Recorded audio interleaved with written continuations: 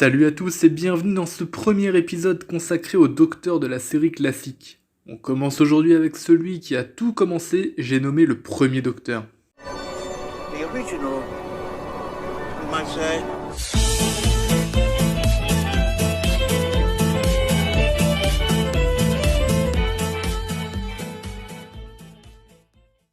Le premier docteur est interprété par 3 acteurs différents au fil de la série, car l'acteur original, William Hartnell, qui a tenu ce rôle de 1963 à 1966, est malheureusement décédé.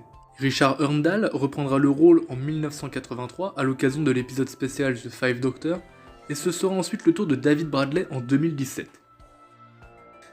Cette incarnation du docteur est présentée comme un vieil homme voyageant dans l'espace et le temps à bord de son TARDIS, accompagné tout d'abord par sa petite fille, Suzanne, et par la suite par Ian et Barbara, les 2 professeurs de Suzanne qui souhaitaient étudier à l'école sur Terre dans les années 60.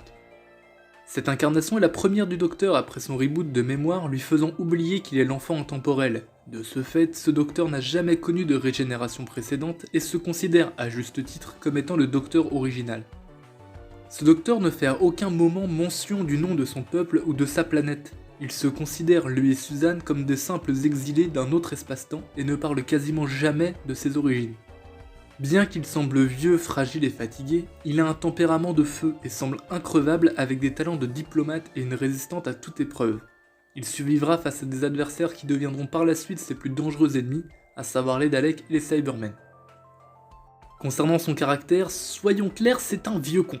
Il est arrogant, prétentieux et même parfois cruel, sa condescendance envers les humains l'ayant parfois poussé à tenter de les assassiner pour son propre profit, notamment ses compagnons de voyage Ian et Barbara. Au fil du temps et après de nombreuses aventures, il finira par s'adoucir jusqu'à tisser de vrais liens d'amitié avec eux. Dans Les Daleks envahissent la Terre, le docteur abandonne sa petite fille Suzanne sur Terre afin de la laisser vivre une vie heureuse avec un combattant humain du 22e siècle et lui fit alors la promesse qu'il reviendra la chercher un jour dans une des scènes les plus emblématiques des classiques. One day, I shall come back. Yes, I shall come back.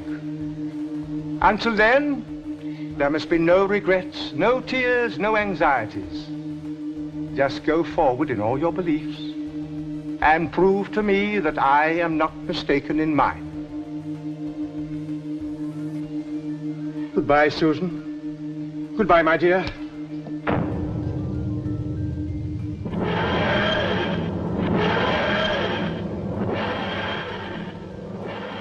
Bon, spoiler, il est jamais retourné la chercher cet enfoiré.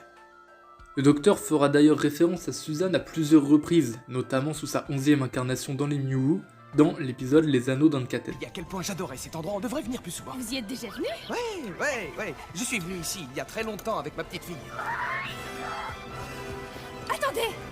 À ce moment de l'histoire, le docteur ne sait pas du tout piloter son TARDIS, expliquant que ce dernier est fait pour être piloté par 6 personnes. C'est d'ailleurs lors de sa première aventure dans la série que son circuit caméléon se casse et que son TARDIS conservera son apparence de cabine de police. Après avoir vaincu les Cybermen dans The Tenth Planet, le corps du docteur a atteint sa limite de durée de vie, mais il refuse de se régénérer et préfère mourir en restant lui-même. Il rencontrera alors le 12e docteur en Twice Upon a Time, leurs 2 aventures respectives se déroulant alors au même endroit à quelques heures d'intervalle.